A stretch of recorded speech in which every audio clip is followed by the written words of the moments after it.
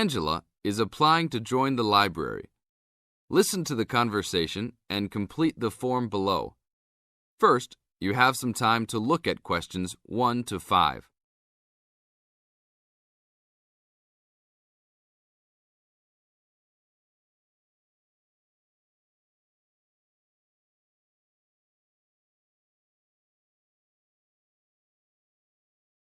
Now we shall begin.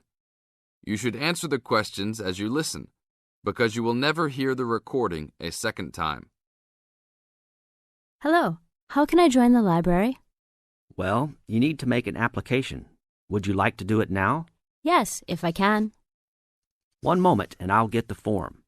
Now, I just need to ask you a few questions before you sign at the bottom. Okay. Your full name, please. Angela Mary Price. Price? Yes, that's right. Okay. And your address? Apartment 3, 86 Bridge Street, Pimlico. Bridge Street. That's just near here, isn't it? Yes, not very far. Good. So the postcode must be 2065, right? Yes, that's right. Now, your telephone number. I need both home and work if you have them. My home number is 8763-5142, and work is 8456-1307. Do you need anything else, like ID or something? Yes, your driver's license will do, if you have one. Right. It's easy to remember. I know it by heart. 4040AC. I'm afraid I'll also need to see it. Okay, here it is. Thanks. And your date of birth, please? 24 March 1981. Okay, thanks. That's the most important part completed.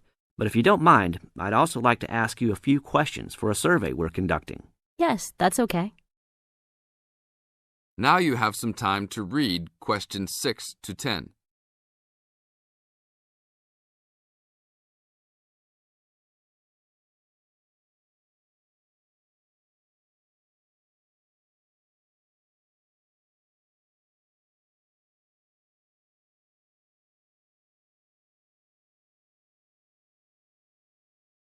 As the conversation continues, answer questions 6 to 10.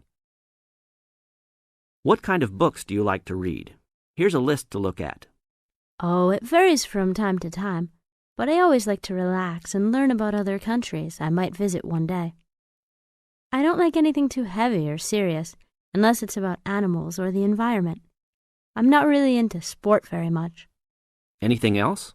Well, I do like entertaining at home. You know, dinner parties. So I suppose you'll have something for me in that line. The pictures in those books always make me hungry, although they never seem to turn out exactly as they look in the books. Fine. I think that's all I need now, except I need you to sign here on the application form. Oh, and I almost forgot. The membership fee is $20, which is refundable if you no longer stay a member. There you are. Do I sign at the bottom here? Yes, that's right. You can borrow books now if you wish, although your membership card won't be ready until next week. So if you want to borrow today, you can pick up your card when you return your first books. That's if you want to take some now. I think I will, but I'll have a look around first. Okay, take your time. That is the end of part 1. You now have half a minute to check your answers.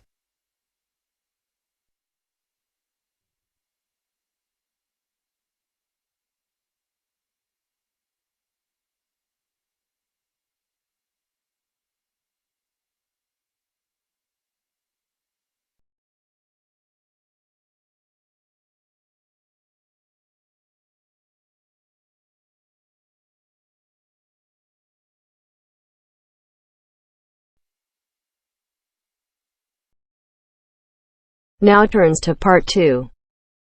Part 2.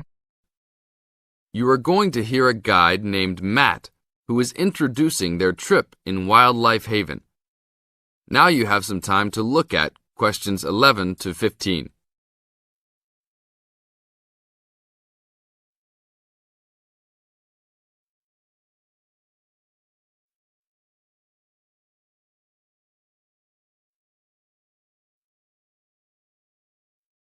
Now listen to the first part of the introduction carefully and answer questions 11 to 15.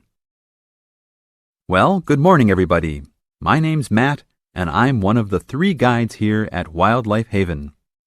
Our job is to make sure that you all have a great time here with us and go home feeling happy and relaxed. As you can see, we're away from the city in a remote area between a national park and the sea. To encourage you to relax, there are no radios or TVs, and the only phones and newspapers are in the office. So, if peace and quiet is what you've come for, this is the place to be. From your cabin on the hill, you'll find you have the national park behind you, and you can look out from the sea from your front balcony. Your luggage will be unloaded from the bus and taken to your rooms in a few minutes. Once you have picked up your key at reception, please locate your room and check that all your luggage has arrived. The daily program here at Wildlife Haven is flexible and only as demanding as you want it to be. You should each have a brochure setting out the facilities and various walking tracks you can take. And on the bus, you are given a green sheet setting out a number of group tours in the coming week. If you want to join any tour, just write your name and room number on the relevant sheet along the wall here. Tomorrow, there is a beachcombers and rock hoppers tour exploring marine life in the rock pools along the beach. Or, if you'd prefer to go inland, there's a guided forest walk that takes you off the walking tracks. If you want to catch some lunch, you could join the beach fishing expedition. And at night, you'll see there is a moonlight forest walk that leaves each night at 7 p.m. So there is plenty to choose from at Wildlife Haven, and of course, that includes just sitting on your balcony watching the waves roll in. But I would recommend my favorite tour, the Waterfall Walk. This departs at sundown each day and also provides the opportunity to have a moonlight swim. Now you have some time to look at questions 16 to 20.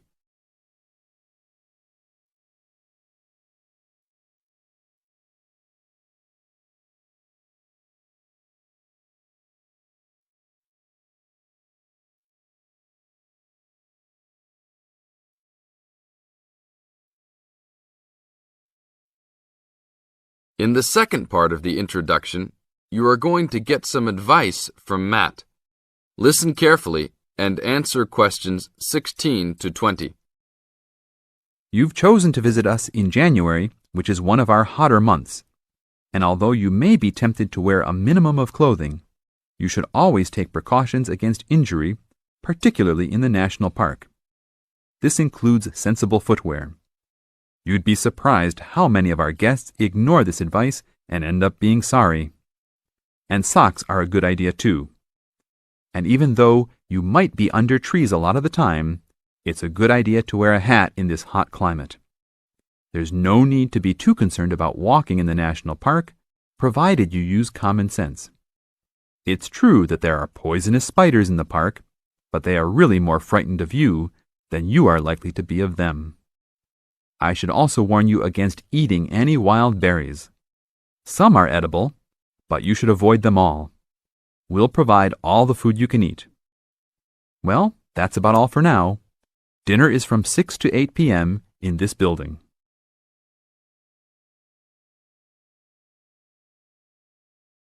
That is the end of part 2.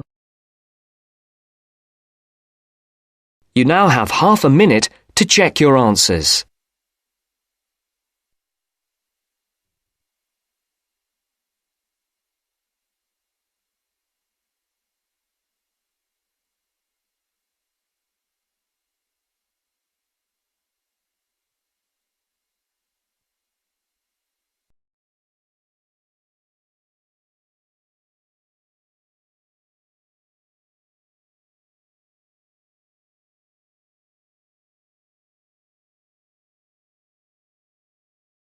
Now turns to part 3. Part 3. You will hear an interview with Professor Green from a local university which enrolls a large number of overseas students in its courses. He is talking to Indra, a student representative, about the importance of attending lectures. First, you have some time to look at questions 21 to 24.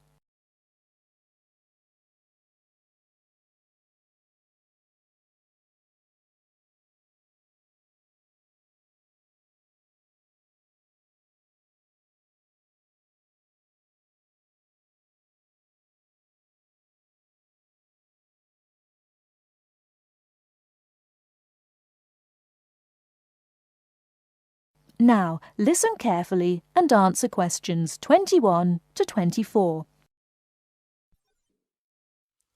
Good afternoon, Professor Green. Thank you for your time today. I wonder if you could explain why you think it is important for us to attend lectures in a course that we're studying. Well, despite the increasing dependence on online communication these days, I do think it is important. Apart from delivering the content of the lecture itself, I believe that there are some general communication benefits from having large groups of students together in one place.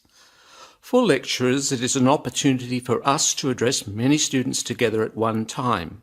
For students, it helps you to feel part of the wider learning community who are following the course. You can interact with each other both before and after the lecture to discuss the ideas and content, networking with each other and comparing your notes. But isn't most of this achieved, as you said, these days through online communication? Well, lecturers do communicate with students online, of course, but we usually only give a summary or notes of the lecture, so there are significant differences. When you go to lectures, you get more of an insight into what the lecturer considers important. We give additional commentary and anecdotes, and by voice emphasis, we can alert you to the key concepts, theories, and issues of the subject. By not attending lectures, you might miss crucial information about what we are expecting in an assignment. You know, these extra things can make a difference. Okay, but there are tutorials. There is a lot of interaction between students and lecturers in tutorials. Can't all this be done in tutorial discussion groups instead of having lectures? Yes, to some extent. But during lectures, the lecturers can sensitise you to the debates and the controversies that are dealt with in the literature. This can help you think more critically about the subject. So then, when you come to the tutorial, you'll be able to come with some questions and ideas for discussion. The result of this is that the tutorial class will be more beneficial for everyone who attends.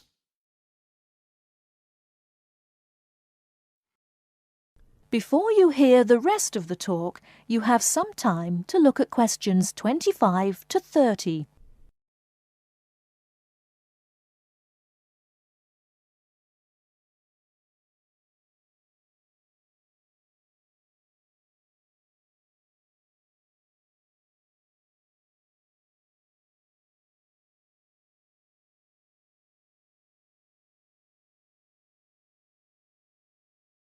Now listen and answer questions 25 to 30.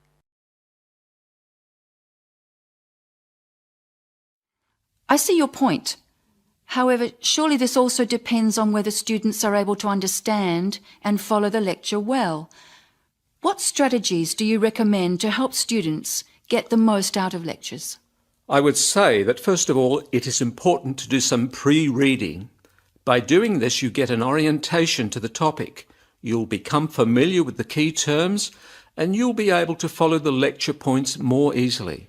I also think it is good to arrive early to collect handouts and to find a seat where it is easy to see and hear what is going on. Then, importantly, during the lecture itself, you need to be attentive. I know from experience that it is often difficult to be attentive. What can students do to improve their attentiveness during the lecture? I think that there are two keys to following a lecture successfully: using the visual cues and using active listening techniques. By maintaining eye contact with the lecturer and following how the lecturer makes use of the slides, whiteboard and so on, you are using the lecturer's visual cues, which help make the structure of the information clear and give you a sense of what's important.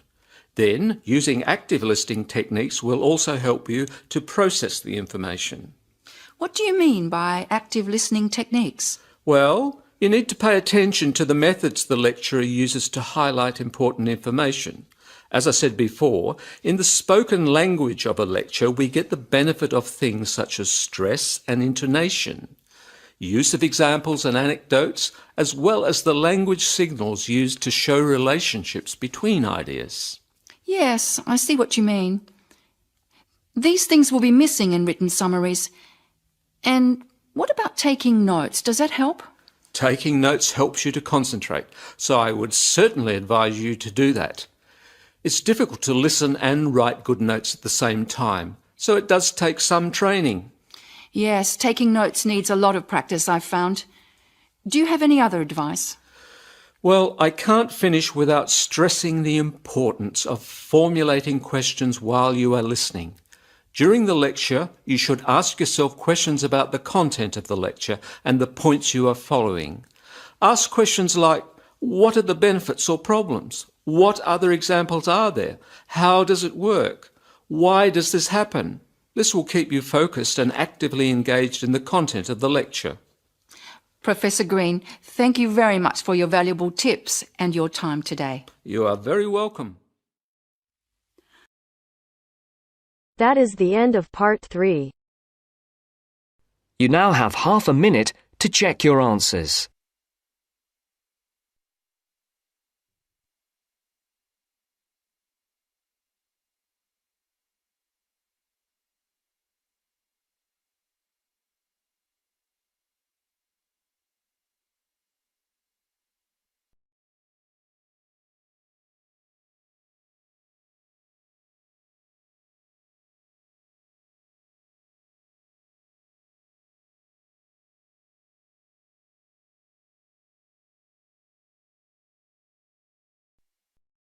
Now turns to part 4.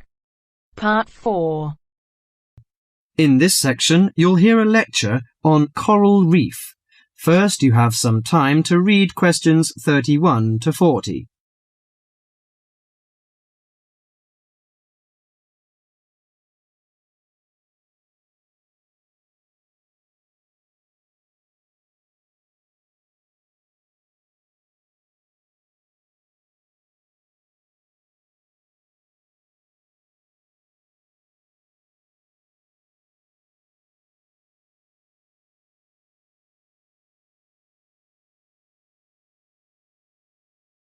Now listen carefully to the lecture and answer questions 31 to 40.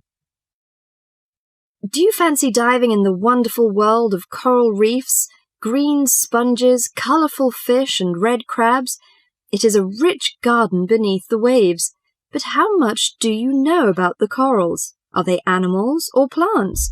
What are the threats to coral reefs? Today, Mr. Tim Harford, Executive Director of the Coral Reef Alliance, is going to introduce the facts about coral reefs. Good afternoon, everyone. Coral reefs are one of nature's most magnificent creations. It is filled with thousands of unique and valuable plants and animals. Over 1/4 of all marine species depend on healthy coral reefs. Humans also depend on coral reefs. These marine ecosystems are the primary source of food and income for millions of people, a vast repository of valuable chemical compounds and medicines, and a natural wave barrier that protect beaches and coastlines from waves and storms. Coral is actually the exoskeletons of coral polyps. Made from limestone, these skeletons build up over time, forming the reef. New corals are born each April. At a certain hour, on a certain night, mature corals suddenly release clouds of eggs and sperm into the sea. After the fertilized eggs take root on the seafloor, they can grow up to 15 centimeters per year. Coral reefs are present in the waters of over 100 countries. These are warm, 18 to 29 degrees centigrade, shallow, sunny regions primarily between the tropics of Cancer and Capricorn. Only clear, warm salt water can support a coral reef. And because sunlight is crucial to the reef's survival, the water must also be shallow. The algae that grow on coral provide much of the coral's food. In deeper water, algae cannot get the sunlight they need to grow. Most coral reefs are in the tropics because natural conditions there are perfect. In their modern form, coral reefs have thrived on Earth for over 50 million years. In recent years, however, more than 11% of the world's reefs have been lost, with another 16% severely damaged during the El Niño event in 1998. Up to 32% of coral reefs may be destroyed by human activities in the next 30 years if we do not take action now. Corals and coral reefs are extremely sensitive. Slight changes in the reef environment may have detrimental effects on the health of entire coral colonies. These changes may be due to a variety of factors. One of the greatest threats to coral reefs is human expansion or development. As human population increases, so does the harvest of resources from the sea. Due to overfishing, reef fish populations have been greatly decreased in some areas of the world. The removal of large numbers of reef fish has caused the coral reef ecosystems to become unbalanced. As we know, corals are also very popular as decorations. A large amount of the most healthy corals are selected by commercial collectors. They sell the corals to souvenir shops, where a large number of tourists wait to purchase them as decorations or souvenirs. Coral reefs also receive much damage from both commercial and private vessels. The leakage of fuels into the water and the occurrence of spills by large tankers are extremely damaging to local corals. Although much of the coral reef's degradation is directly blamed on human impact, there are several natural disturbances which cause significant damage to coral reefs. The most recognized of these events are hurricanes or typhoons, which bring powerful waves to the tropics. These storm waves cause large corals to break apart and scatter fragments about the reefs. Home to a diverse community of creatures, coral reefs are underwater treasure chests of color and activity. Predators and prey swim and crawl among the coral in nature's never-ending dance of life and death. This lively, fascinating world beneath the waves is just waiting to be explored. That is the end of part 4. You now have half a minute to check your answers.